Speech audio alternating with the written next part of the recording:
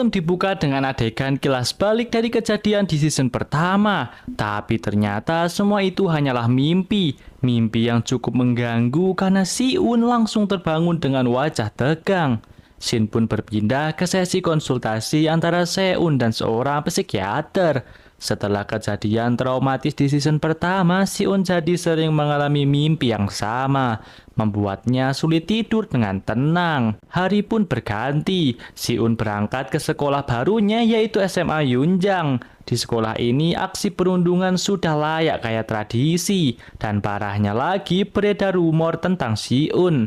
Katanya ia dipindahkan ke Unjang karena pernah membunuh seseorang dan membuat orang lain cacat. Rumor yang bikin bulu kuduk merinding. Sesampainya di kelas, Si-un langsung tidur. Tapi tanpa sengaja seorang murid bernama Jung Tae menyenggolnya hingga ia terbangun. Jung Tae pun buru-buru minta maaf, tapi Si-un cuma diam tanpa respon. Ternyata Jung Tae ini adalah korban perundungan, di mana ia harus mengantar minuman dan makanan ke murid-murid yang ngebully dia. Dan uniknya, dia juga dipercaya guru untuk mengumpulkan ponsel murid lainnya. Kesempatan ini dimanfaatkan oleh salah satu tukang bully bernama Hyoman. Dia menyuruh Jung Tae untuk mencuri ponsel dan menyetorkannya ke dia.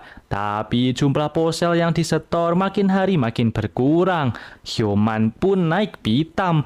Dia tanya kenapa ponsel milik Si-un belum diambil. Jung Tae coba menjelaskan tapi sayangnya salah bicara yang membuat Hyoman makin emosi.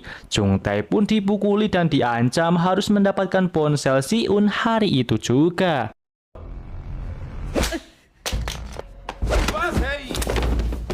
Pelajaran pun selesai, murid-murid mulai mengambil ponsel masing-masing, tapi ponsel milik Si-un malah hilang. Si-un langsung bertanya kepada Jung Tae. Di sini terlihat jelas Jung Tae jadi lebih banyak bicara, seperti menyembunyikan sesuatu. Si-un pun langsung paham dan pergi begitu saja. Dan ternyata benar Jung Tae mencuri ponsel milik Si-un dan langsung menyetorkannya ke Hyoman. Beberapa saat kemudian di luar sekolah, Jung Tae menghampiri Si-un dan berpura-pura merasa tidak enak karena ponsel milik Si-un hilang. Tapi Si-un sudah tahu pola Jung Tae, karena ia mulai banyak bicara berarti dia sedang merasa bersalah. Si-un pun berkata, itu adalah tindakan pengecut. Shin pun bergeser, Si-un mengunjungi Suho yang masih koma di rumah sakit. Rasa bersalah masih menghantuinya, ia pun merasa semua yang terjadi adalah kesalahannya. Meski begitu, ia rutin menjenguk Suho dan menulis diari untuk meluapkan isi hati. Keesokan harinya, dalam perjalanan ke sekolah, Si-un melihat Jung Tae sedang dibully di tangga oleh Hyoman. Pemandangan ini membangkitkan memori masa lalunya. Si-un pun membayangkan dirinya mengeluarkan ballpoint dan menghajar mereka semua. Tapi ternyata itu cuma bayangannya saja. Di dunia nyata, Si-un hanya meminta Hyoman menyingkir. Awalnya Hyoman menolak, tapi begitu melihat tatapan tajam dari Si-un, ia pun langsung mundur. Di kelas, Jung Tae memberi makanan dan minuman pada Si-un, lalu akhirnya mengakui bahwa ia mencuri ponsel dan memberikannya ke Hyoman. Jung Tae pun bertanya gimana caranya agar tidak menjadi pengecut. Si-un menjawab dengan jawaban yang sangat singkat. Kamu tahu hukum Newton ketiga? Kalau tidak ada aksi, tidak akan ada reaksi. Lalu ia pun pergi.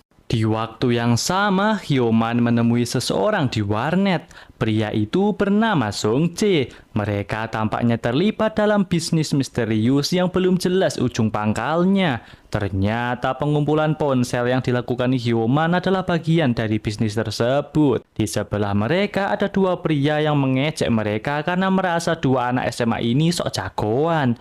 Tapi tanpa basa-basi, Song Jae langsung menghajar pria itu. Sementara itu, Jung Tae pergi ke sekolah pagi-pagi hari. Ia pun membobol tempat penyimpanan ponsel milik Hyoman dan mengembalikan semua ponsel ke pemiliknya. Keesokan harinya, semua murid heboh karena ponsel mereka kembali. Hyoman pun naik darah dan langsung mencari Jungtae. Saat ketemu, Jungtae akhirnya berani melawan, tapi hasilnya ia pun dipukuli habis-habisan. 어른 작용해 어른 반작용에 따라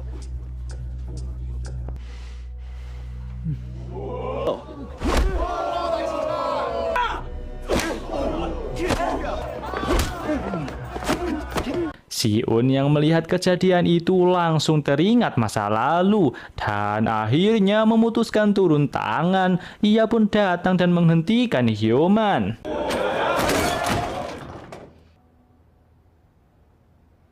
Episode 2 dibuka dengan Si-un yang menghentikan Hyoman. Ia pun dipukuli tanpa ampun oleh Hyoman. Namun di sini Si-un tidak membalas, hanya menghindar, diam dan menahan semua serangan.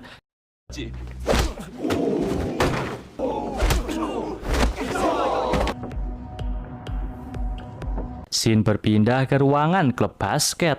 Seorang murid bernama Gota terlihat marah besar. Ia kesal karena kapten basket mereka yang bernama Humin terlibat perkelahian dan akhirnya diskors, membuat mereka gagal ikut turnamen penting. Saat hendak menuju ruang guru, Gota mendengar keributan. Ia pun berbalik arah untuk mengecek. Di sana ia melihat Si-un yang hanya menghindar dari serangan Hyoman tanpa melawan. Gota pun turun tangan menghentikan Hyoman, sekaligus mengintimidasi balik. 족밥은 너는. Setelah itu, Si-un langsung pergi membantu Jungtae yang terluka. Mereka berdua hendak menuju ruang kesehatan, tapi di sini Jungtae menolak. Ia malah mengajak Si-un ke sebuah ruangan yang mirip ruangan wibu penuh dengan aroma bawang. Jungtae menjelaskan kalau sampai guru tahu ia terluka, urusannya dengan Hyoman bakal makin runyam. Tak lama teman-teman wibu Jungtae pun berdatangan menanyakan keadaannya. Di belakang sekolah, Gota yang hendak membuang sampah mendengar beberapa murid bergosip soal rumor lama tentang Si-un, tentang pembunuhan dan cacat permanen. Geram, Gota menyuruh mereka berhenti menyebarkan rumor tanpa dasar. Namun saat Gota pergi, Hyoman yang diam-diam menguping langsung menghampiri murid-murid tadi. Dari situlah ia mulai merancang rencana jahat, yaitu mengadu domba Si-un dan Gota. Sementara itu di tempat lain, Jungtae memberikan beberapa obat tidur kepada Si-un sebagai bentuk terima kasih karena sudah membantunya.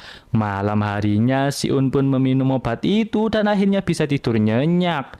Keesokan harinya di sekolah, Si-un dan Jungtae makan bersama di kantin. Si-un berterima kasih karena obat itu benar-benar manjur. Tiba-tiba Hyoman muncul, kali ini sikapnya berubah total, sok ramah dan juga sok kalem. Ia menjalankan rencananya, yaitu menjelek-jelekan Gota di depan Si-un dan menebar fitnah bahwa Gota ingin membereskan Si-un. Gota yang melihat ketiganya bersama pun merasa heran, tapi Hyoman tak tinggal diam. Ia langsung menghampiri Gota, menghasut dan bahkan menghina Gota sebagai kacung Humin. Amarah Gota pun semakin memuncak. Saat hendak ke kelas, Jungtae pamit pergi ke toilet, tapi di perjalanan ia dirangkul secara paksa oleh anak buah dari Hyoman. Rencana kotor mereka pun mulai berjalan. Di sisi lain, anak-anak basket hendak latihan, namun Hyoman tiba-tiba menyerbu ruang klub basket, membuat kekacauan dan merusak semua fasilitas. Kembali ke kelas, Jungtae tak kunjung kembali. Si-un yang curiga langsung menelpon Jungtae. Tak lama, Hyoman datang dan berkata bahwa Gota menyeret Jungtae ke ruang klub basket. Si-un pun langsung bergegas ke sana. Dan benar saja ia menemukan Jungtae terkurung di dalam salah satu loker. Sudah jelas ini semua adalah ulah Hyoman. Di tempat lain, teman wibu dari Jungtae mendatangi Gota, mengatakan bahwa Si-un mengajak berkelahi dan sudah bergabung dengan Hyoman. Mereka juga bilang kalau Si-un menganggap Gota cuma kacung Humin. Mendengar itu, Gota langsung marah besar dan berteriak ke arah Si-un, tapi Si-un memilih mengabaikannya.